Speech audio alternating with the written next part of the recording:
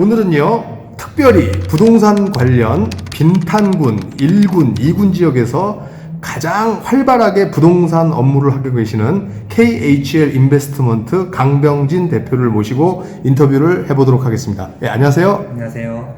예, 먼저 우리 대표님 소개하고요, 회사 소개 좀 해주시면 감사하겠습니다. 저는 일단 베트남에 2015년 말에 와서 그때 이제 첫 번째로는 이제 호치민 비놈의 이제 1급 분양 대행사죠. 그래서 예. 이제 한빛투자자문이라는 데서 한 2년 조금 넘게 근무를 하고, 네. 그 다음에 이제 비놈 센트럴파크 단지 내에 있는 또 부동산 회사에서 한 2년 정도 근무를 한 다음에, 네. 지금은 KHL 투자자문을 이제 열어서 네. 지금 부동산 하고 있는 강병진입니다. 아, 이 베트남 부동산이 제가 알기로는 2015년 7월 1일에 네.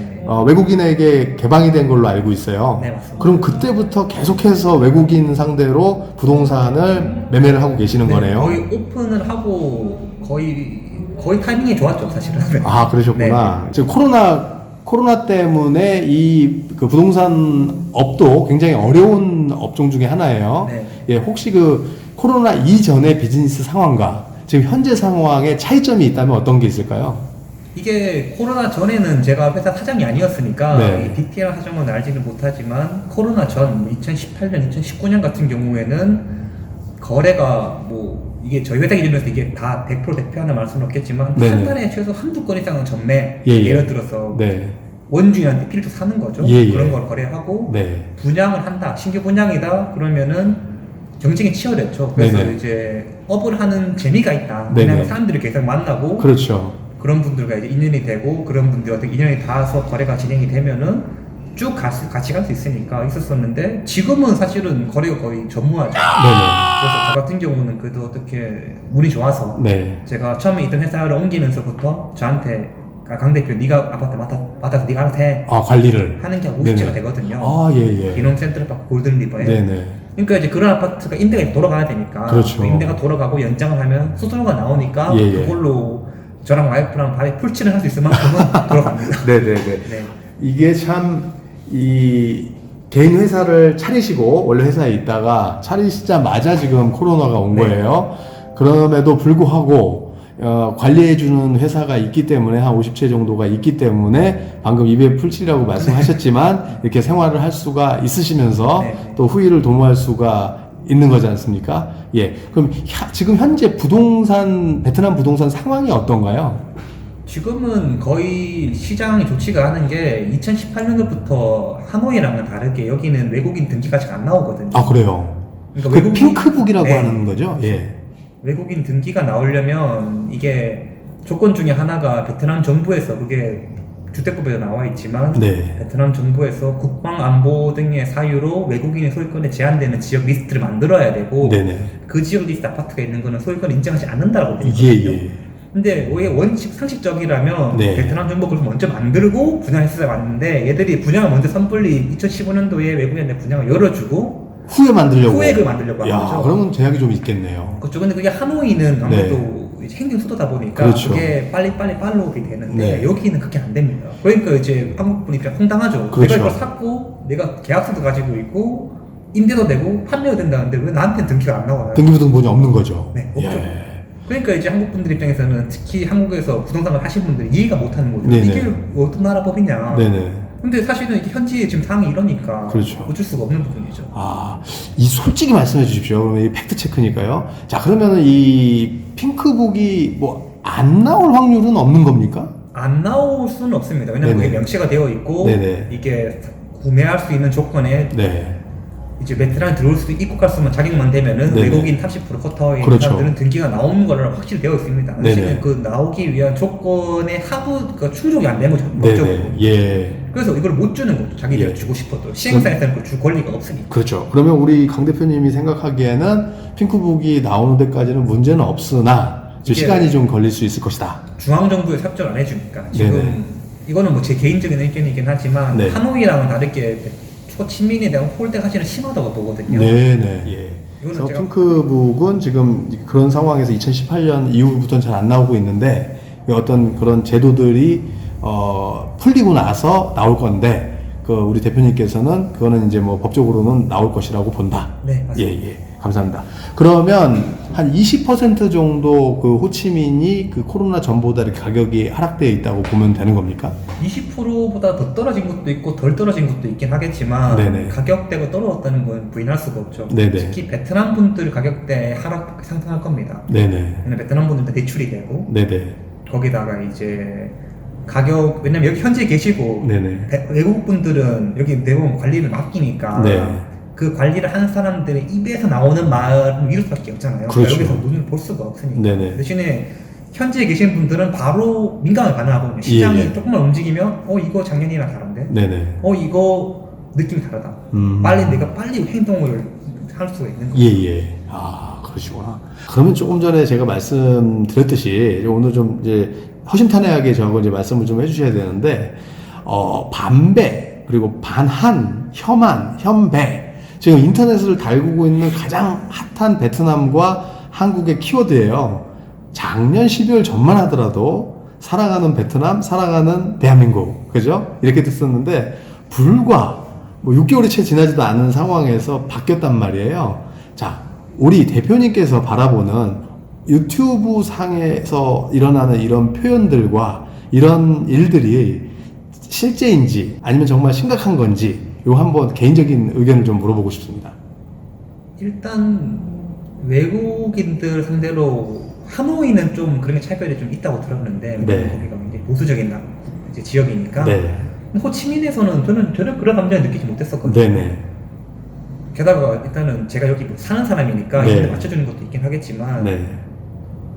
저는 전혀 그런 거에 대해서 느낄 만한 그런 게 아니고 서로 일단은 어차피 사람 사는 곳이니까 예. 크게 그런 건 없다고 생각하거든요. 오히려 지금은 반중이 더 심하죠 여기서는. 그렇죠. 좀 엄청 심합니다. 반중. 왜냐면은 지금 8월달에 7월이죠. 네네. 7월에 생겼던 게 그 코로나 사태가 이제 테러 퍼지고 나가는 게 그 베트남에서 미국한 중국인들 때문이니까. 그렇죠. 예. 중국인이다 그러면 일단 공안에 신고를 하려고 하는 분도 많고 한국 예. 사람들이면은 네가 한국인이면 한국인인 거지 나랑은 뭐 그거는 관계가 없는 부분이죠. 예, 맞습니다. 예. 저는 전혀 그런 부분에 대해서 느끼지 못합니다. 네네. 네. 그럼 좀 이제 그 인터넷에서 나오는 표현들이 좀 자극적이면서 좀 격화되어 있다.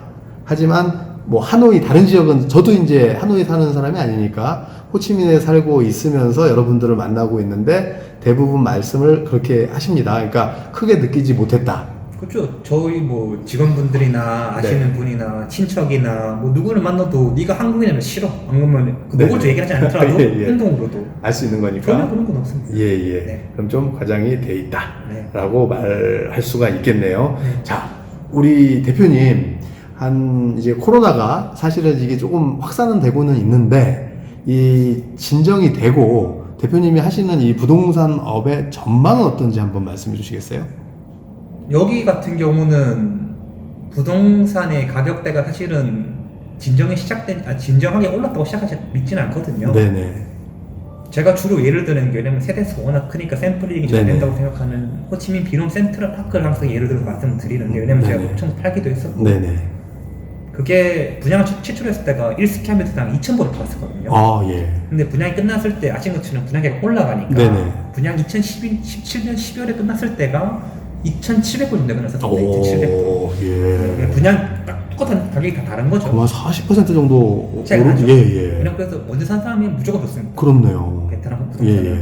딱 오픈하면 무조건 먼저 사는 사람이 무조건 많이 먹는 거예요. 네네. 그래서 올라가서 작년까지 코로나 전까지 제일 많은 것 중에 4,000불이었거든요. 2배 오른 거네요, 2배? 거의 2배 오른 거죠. 물론 이제 늦게 하신 분들은 네네. 포기를 해주겠죠. 예. 그리고 그 4,000불이라는 게 내가 4,000불 다 가져가는 게 아니고 네네. 빠지는 비용들이 있잖아요. 예. 그런 걸 빼더라도 수익률이 낮진 않았거든요. 그렇죠. 다시 지금은 떨어졌지만 예.